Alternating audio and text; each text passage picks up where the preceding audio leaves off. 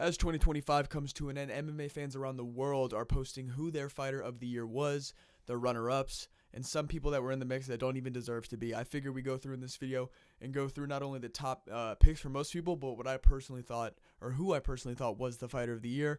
We'll just go ahead and jump right in. I mean, there's nothing to jump around in this video. I'll move out of the way. This is the men's pound for pound list we're looking at right here. Islam, Ilya, Hamzat, Pereira, Volk, Jan. The list goes on. It's all champions and former champions outside of Sarukian. Insane list, and our guy's probably going to be from there, no doubt. We're just going to jump right in. This is one I've heard that I don't agree with, and I don't think you will either. Ilya Topuria. People have Ilya Topuria in their fighter of the year. I think they did in 2024 as well. We're just going to go through Tapology records and kind of have these discussions. I think 2024, I don't know if he won it, but that was a good year to maybe argue just because the name value of his wins. But there's no reason he should even be, in the discussion, in the mix, even in the background of people's minds. He fought once in 2025, and it was against Charles Oliveira, who Charles hadn't looked great leading up to that. Granted, it was a nasty round 1 KO. I mean, Oliveira was getting on the inside of the pocket with a shorter guy. It was really bad decision-making by Oliveira, and he seems to have, turned around. He should have just grappled immediately like he did with Gamrot. It was a great win, but it wasn't enough to cement anything in 2025. You need activity, and even though it's a nasty knockout over Oliveira, Oliveira's been finished. Oliveira wasn't the guy at the time that they had this fight, and Topuria was the projected favorite. I mean, there was no upset here. Nothing happened. We all knew that Ilya was going to sleep Oliveira. So I'm just going to go ahead and end this conversation here. Ilya does not deserve to be in this argument. I'm going to kind of dance around the names just to build up who is the guy. I think we all know where this is going, but we're going to jump into another name that I don't really quite agree with. It's Joshua Van, new flyweight champ. I'm a huge fan of him, but that was not a legitimate win. I don't know how that wasn't a no contest. If a fight that ends in a broken limb, not via the opponent's direct attack, and you could say it was a direct attack. I think it was just Pantoja not looking at his arm when he posted behind him. If that fight can set a record for the fastest finish in a flyweight title fight in history, I don't think you can classify that as a fight. We all know it wasn't. They're going to run it back. And I'm hoping Van wins decisively and through real reason, but I don't see it happening. That's a prediction thing. But people have Van in their fight of the year, and I get it based off his activity. But the championship thing has no weight. Let's go ahead and look. So Joshua Van tried to get a fight with Bruno Silva, fell through, fought Ray Tasuria early this year, March 8th. It was a unanimous decision win on Pereira Ankh 1. That was a terrible main event. But I remember this fight. He dominated him. He was piecing him up on the feet. And Ray Tasuria is a grappler, so every time he would shoot, Van was stuffing the head, beating him up, reversing him, just doing damage to Surya, making him pay for just this relentless grappling that he was trying to. And then we move on to Bruno Silva. This fight was also explosive. Good first 2 rounds. Snappy on the feet. This was Dvalishvili O'Malley 2. This was the Sphere. And in the 3rd round, he landed a right cross that dropped Bruno Silva and TKO'd him on the ground. Good finish there. We all remember this fight. This was a crazy fight up there with UFC 300 Holloway versus Gaethje. It was Joshua Van versus Brandon Royval. This was a close fight. It was competitive in the 3rd round, last 6 seconds. I think Vaughn landed a nasty right overhand that dropped Royval, that secured him the 2nd round, and I think he had won the first up to that point. So it was a great decision win. It's aged well. We're about to see Brandon Royval compete here in a few hours because I'm recording this night of. I like to get my content done early and schedule the release. But, great stuff. And then, arm injury from it wasn't even a takedown. It was just pushing a head kick off. But an arm injury got him a win in a championship bout, which is honestly insane. So I give no merit to this. I don't really count this. The run-up was great, but I remember this. I remember watching this happen live, and it was heartbreaking. And I know this isn't in 2025, so I don't really have a point here. But I'm just saying, he hasn't been unbeatable, and this is him just continuing the streak. He came back off that loss. He was winning that fight, too, and then Johnson did what Johnson does. And he came back off that loss, put a good amount of wins together. They didn't say he really even deserved a title shot, but who else was there going to be? They didn't want to keep recycling Royval and Moreno to Pantoja because they would all have been trilogies or quadrilogies. So, it was a good shot at Pantoja. I don't really count that as a win at all. He had a good run-up, but it's nothing fighter of the year material. There's no belt defenses. His belt win wasn't even really legitimate. It's just not a good argument for anybody to have. We're going to move on to an honorary mention that people are saying that I kind of agree with from a fan enjoyment point. Yuri Prohaska. Yuri Prohaska had a great year this year, if I'm not mistaken. Ended 2024 bad. Got slept in June. In the middle of summer, he got slept. UFC 303, the rematch. He got rocked at the end of the round. Starts round two, like his ponytail's like dented. Just gets switch kicked to the head. It was beautiful. I vividly remember where I was when that happened, who I was with. Like, it was a moment. But he turned it around.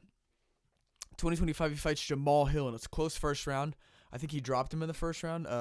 Prohaska dropped Hill, and I don't think Hill really. He might have like stung Yuri once or something, like good shots. But I think it was pretty much one-way traffic from Yuri, and he gains momentum as the fight goes. So he started to enter the flow state and hit Jamal with exactly what Pereira hit him with, like a 1-2 weave back 2 out, or like a 1 lean 2. Just insane stuff. Put Jamal Hill flat on his ass. Had him curling up at a ball. He was all puffed up in the eyes after the fight. Like, it was a really good performance. Knocked him out. Had drinks with him at the bar after. I mean, great guy.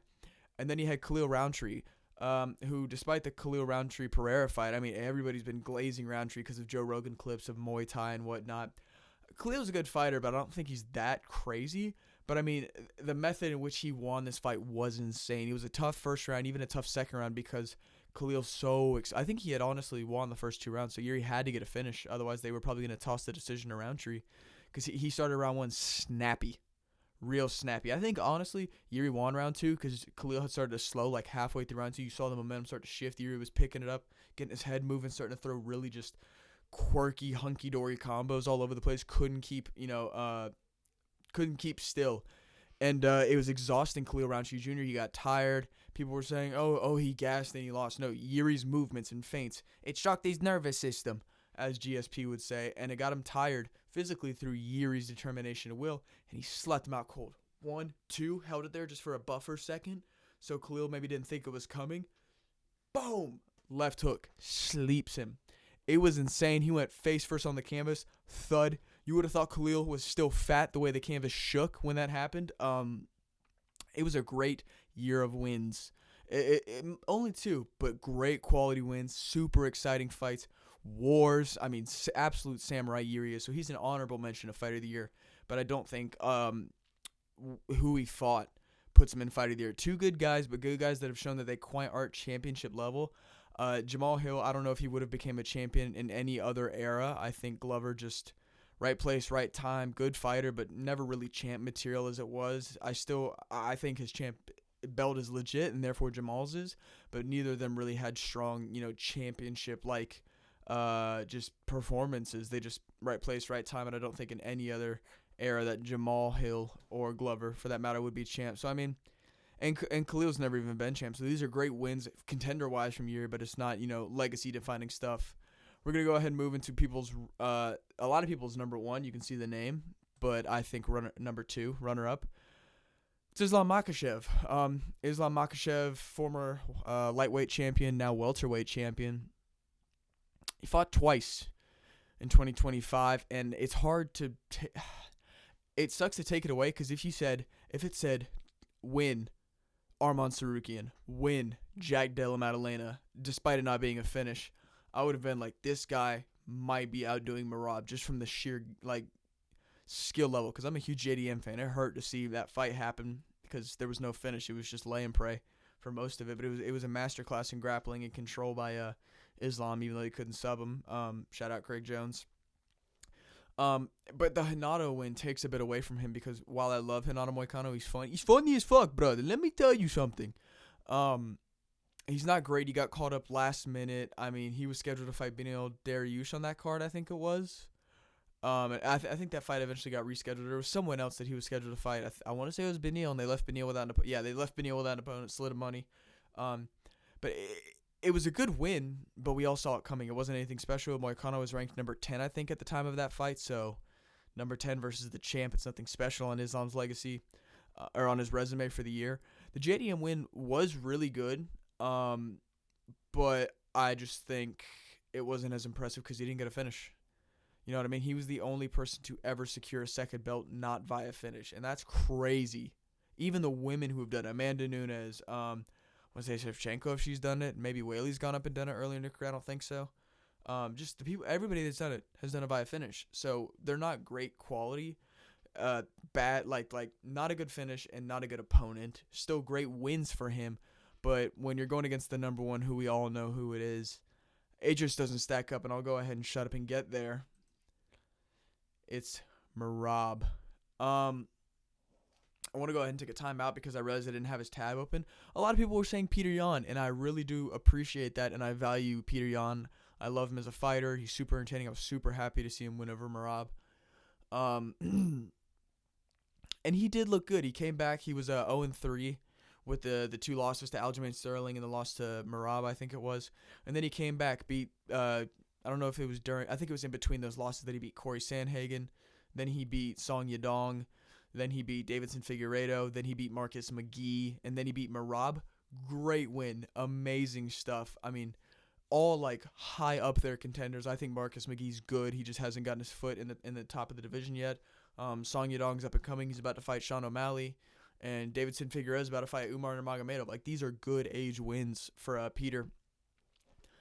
But they're not championship wins, man. And here's where I'm just going to stop there. Peter Yan's great. Shout out, honorable mention. We're going to move into the number one fighter of the year. Despite the loss to Peter Yan, it's Merab Dvalishvili. His year was insane. The activity, the way he did it, even though,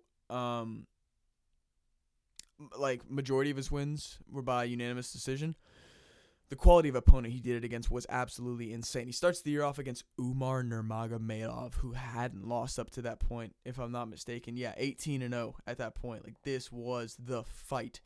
And it was a close fight. Umar had a really good opening round two. And I think round 3, 4, and 5, Merab had won by taking it over and just starting to humiliate Nurmagomedov, dumping him on his ass with the single leg, pointing at him, laughing, like flexing, standing up with no hands while Umar's trying to take him down. Just legendary stuff by Merab, tarnishes the Nurmagomedov name, beats him in the wrestling, takes him down multiple times. Just masterclass by Merab there. And then his next fight, granted it was undeserved and it was just for, pay-per-view, but O'Malley's always going to be a good fighter. And he subbed him this time around. He didn't just take him to a boring decision like he did at the Sphere. He subbed him this time around. Got a north-south choke. Really good stuff by Merab, and he dominated that fight even more than he did the first one. He really got him down, beat him up, made him give in, got north-south, got the north-south choke. It was great. To sub O'Malley, that's impressive after dominating Umar at his own game. And then to finish the year off, at least on a win, at least, his last win was Corey Sandhagen, who I've been vouching for to get a title shot for months, if not years. I love Corey Sandhagen. It seems like he can't reach his full potential mentally in the octagon. Like, he just doesn't switch on, even though he says he tries to so much. He just doesn't pull the trigger. He thinks he has more time than he does. He's trying to be elusive and doesn't realize that there's a timer on all these things, I feel, and it sucks as a fan. But it was a great win. Corey Sandhagen was winning the first round. He figured Merab out a little bit in the first round, and then round 2 just got caught in a moment. And Merab lands a barrage of shots, and all of a sudden you're going, wait, I'm getting hit with more shots than I think I'm supposed to. And then Corey's hurt bad, gets put, like, kind of doesn't get put down, but sinks to the canvas for safety and is like, I got to grapple, save my chin, And he survives, gets out of that, and he just loses the rest of the fight by decision. Gets beat up on the feet because he's scared about the takedown, and when he's finally like, I got to do something about, the hands, Merab's back on the hips, pushes him against the cage, or just gets a shot out in the open. Just great, game planning by Merab.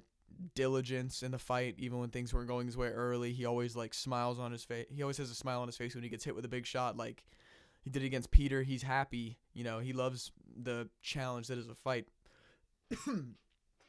And he did lose the end of this year to Peter Yan, who, great win by Yan. He proved that he was injured in the first fight because he came back ready this time and beat up Merab for 4 rounds. I think Merab won round 1, and then the next 4 rounds were Peter Yan all the way. He was stinging him, hit him with some big shots on the feet, beating him up in the pocket, landing gunshot body kicks that had Merab hunching over, screaming, going, brother! It was a bad loss for Merab, in my opinion. Just the damage he took. But you cannot take anything away from this man in 2025. All 3 wins were championship caliber wins. And even though I'm not happy about his finish rate, 33%, to unanimous decision, the guys that he did. We all thought he would unanimous decision Corey, but the Umar one, that's insane levels. And then to actually sub O'Malley this time around, showing that you've improved over your former opponent, it's fighter of the year stuff. He did that. He had the most defenses. I mean, like, he was the guy. Now, not a single champion has a defense right now because they've all either regained their belt back or they're new fighters. And I think, I don't want to say stupid, but I just think you're objectively wrong if you don't agree with me and the consensus take that Merab is the fighter of the year, dude. Look at this resume. People come close, but nobody takes it over. I mean, all championship wins, all high caliber wins. Even the cherry-picked wins like O'Malley are still high caliber. You know what I mean? So I'll go ahead and wrap it up here. I hope I didn't piss anyone off or miss any. Like, comment if I missed out on somebody.